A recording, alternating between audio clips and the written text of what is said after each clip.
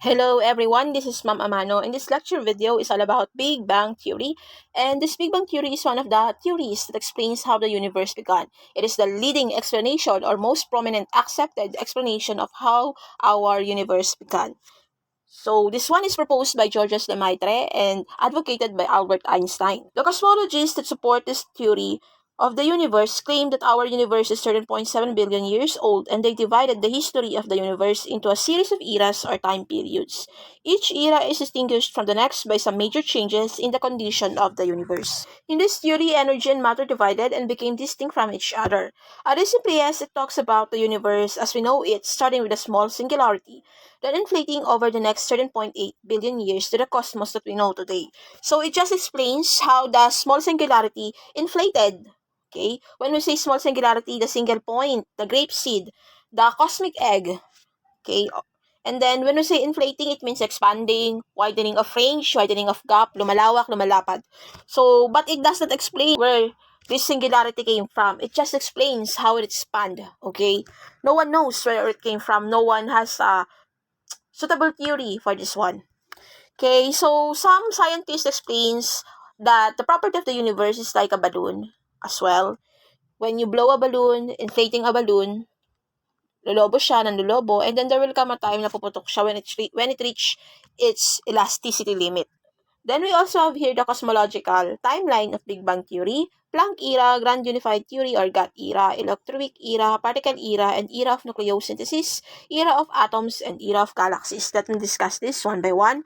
First, we have here the Planck Era, the first era that marked the beginning of the universe. During this stage, the universe was very tiny, like the size of a grape seed or parang size ng buto ng ubas. It is made up of condensed energy. When we say condensed, compacted, compressed, like into a single ball of energy. Why? Because during this time, the fundamental forces of the nature are unified to a known superforce. Ibig sabihin, yung gravity, nuclear force, nuclear weak force, and electromagnetic force are unified into a single energy known as superforce. Magkakasama pa yung apat na yan.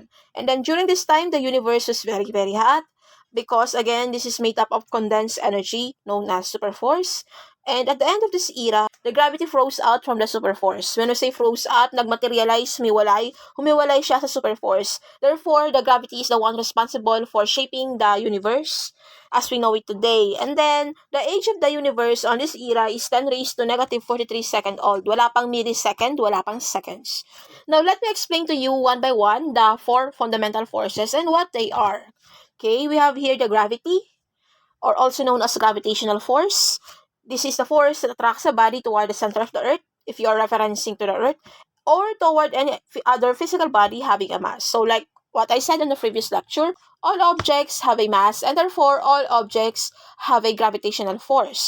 And gravity is also considered as the weakest force in nature. The gravity can be easily splitted. And also, for example, kapag naglagay ka ng book sa table, yung book is stable siya na nasa table because of gravity. It is attracted towards the mass of the table, and then the table is attracted towards the mass of the earth. But then, you can easily pick up the book without so much strength. That is why gravity is considered to be the weakest force of nature, because you can easily act against it. And then, for example, you want to escape the earth. Gusto mo pumunta sa space, gusto mo pumunta sa moon, sasakay ka lang ng spaceship, and then you can escape the Earth's gravity. So that is why the gravity is considered to be the weakest force in nature, or the weakest force in the superforce, or in the four fundamental forces of nature, because you can easily act against it. Next, we have here what is meant by electromagnetic force, one of the superforce. The fundamental force associated with the electric and magnetic fields, from the word electro, electric, and then magnetic, of course, the magnets. The electromagnetic force is carried by the photon. Photon is a particle of light, and is responsible for the atomic structure, chemical reactions, the attractive and repulsive forces associated with electrical charge and magnetism, and all other electromagnetic phenomena. This electromagnetic force is very essential. You can observe this in your daily living. For example, you have your table salt, you have your sodium chloride, right? So, this element, hindi yan nabubuo ng basta lang. Itong si sodium ay mayroong positive charge, itong si chlorine ay mayroong negative charge. Dahil meron silang opposing forces, meron silang attraction. Unlike charges or unlike signs attract each other, while like charges repel each other. For example, sa magnets, ma-observe mo rin to. North to south, ma-attract. But then, north to north, repulsive yan. Hindi, walang attraction dyan. So, that is what I mean by electromagnetic forces. Everything around us is governed with electromagnetic force, from the acetic acid, from the suka, to the asin, to the enzymes that holds the wood, okay, to the suns, the chemical composition of the suns that is governed as well with electromagnetic force, or the attraction between the elements of the positive and negative charges. Then we also have here the other fundamental force, which is the weak interaction, or also called as weak force or weak nuclear force. A fundamental force of nature that underlies some forms of radioactivity. It governs the decay of unstable subatomic particles such as mesons, and initiates the nuclear fusion reaction that fuels the sun.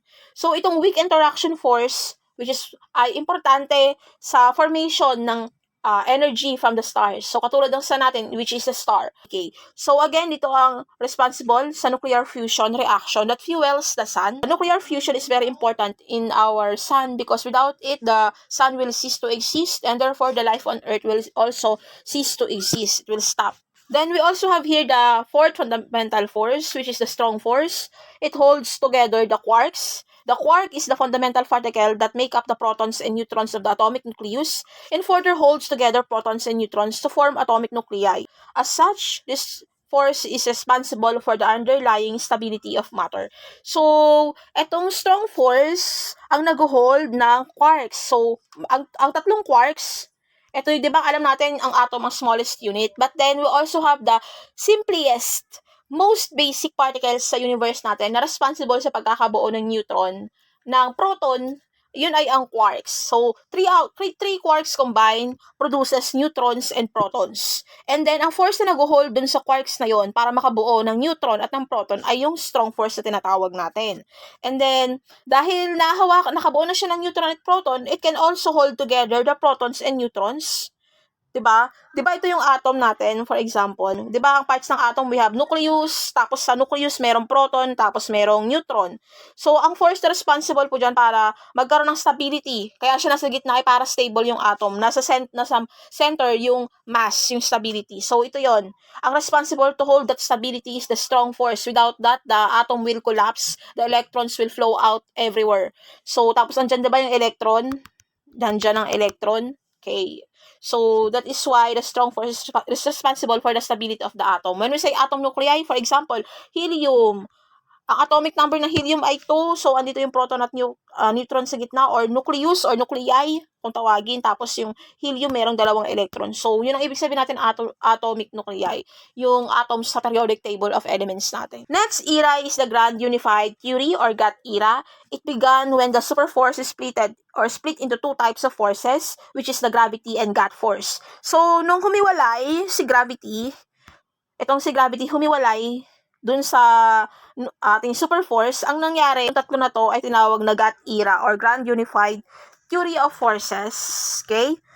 Kaya during the Grand Unified Theory, merong two types of force na nag-exist, which is the gravity at saka yung GUT force, or the GUT force is the three forces left by the gravity, which is the strong force or strong nuclear force, weak nuclear force, and then the electromagnetic force. Then during this time, the universe cooled to 10 raised to 29 Kelvin, lumamig. Okay? And the nuclear force started to freeze out from the GUT force. Sumiwalay naman ngayon si nuclear force sa GUT force. At ito ang nag-cause ng inflation, yung paghiwalay niya. Kasi itong temperature na to ay enough para humiwalay si nuclear force sa GUT force. And then this triggered the inflation or expansion. Why? Because this accompanied the release of huge amount of energy, causing space evolution to grow up into enormous size of our solar system. So, the expansion of the universe is called the inflation. Then, the third era is the Electroweak era. The three forces that operates in our universe during this time is the gravity, the nuclear strong force na humiwalay dun sa GUT era earlier, and then the Electroweak era. Yung Electroweak era, ito yung electromagnetic force at saka yung weak nuclear force na magkasama. Okay? And then, the universe continued to expand and cool, dropping to a temperature of 10 raised to 15 Kelvin, lumamig ulit, when it reached an age of 10 raised to negative 10 seconds. So, yun ang age ng universe natin during this time.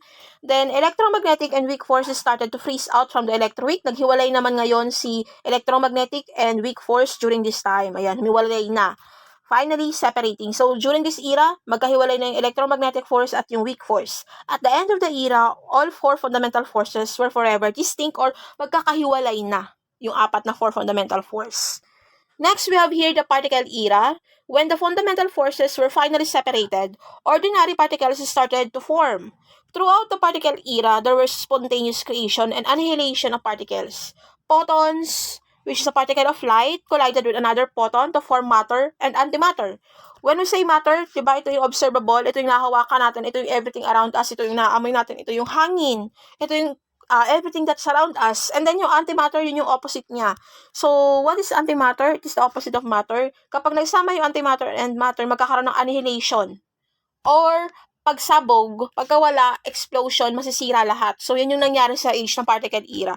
Kapag nangyari yung annihilation, dahil nagsama yung matter and antimatter, kasi symmetry, when there is dark, there is light. Okay? When there is left, there is right. So, when there is matter, there is an antimatter. At kapag nagsama yung dalawa, nagkakaroon ng annihilation or pagsabog when the two of them came in contact. So, kapag nangyari yun, nagkakaroon ng formation ng other particles. Nagkakaroon ng proton, electron, neutron, quarks. Ayan, nangyayari yan. Near the end of the particle era, okay, the temperature of the universe was low enough for the quarks to combine to form protons and neutrons. So, para makabuo ng protons at neutrons, magkasama yung tatlong quarks. Each of the universe during this time is 1 millisecond when the production of protons, neutrons, antiprotons, and antineutrons from pure energy had ceased. At present, wala ng antimatter, but then the researchers or scientists from the CERN, or the largest nuclear laboratory in the world, situated in Geneva, Switzerland, recreate nila yung antimatter. Pero ang ginagawa nila dyan, andito yon, ito yung bilog na to, ito yung Large Hadron Collider, kung saan nila ina-experiment yung production ng antimatter. Actually, nakabuo na sila. So, this antimatter, kaya nila ini-aim na mabuo yung antimatter because this is a pure energy. When we say pure energy, pwede siyang mag-fuel ng size ng New York City, for example. Yung buong city, yung drop lang niya. Yung drop lang ng antimatter is enough to fuel a very clean energy, a very pure energy. Walang radiation, walang toxic, walang fossils, leftovers, clean energy. Kaya sila nag-i-aim na mag-produce ng antimatter safely.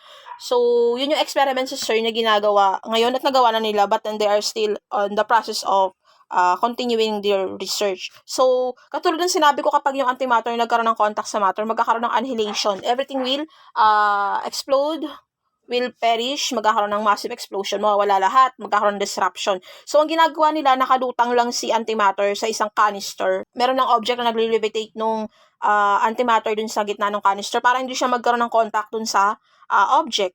That is why they are experimenting the antimatter. So far, for our universe, where the natural form of antimatter, wala nang antimatter because if there is, there will be an annihilation.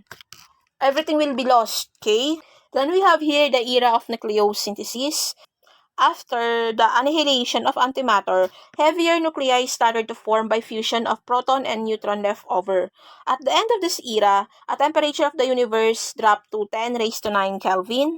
At this stage, the age of the universe was about 3 minutes old and contained 75% hydrogen and 25% helium with trace amounts of deuterium and tritium, which are isotopes of hydrogen.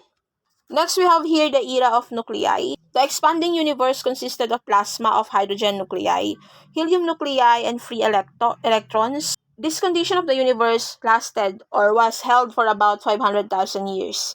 At the end of this era, the temperature of the universe dropped to 3,000 Kelvin, wherein at this temperature, the hydrogen and helium nuclei captured electrons and formed stable, neutral atoms. As a result, the universe began to stream freely across the universe. Okay?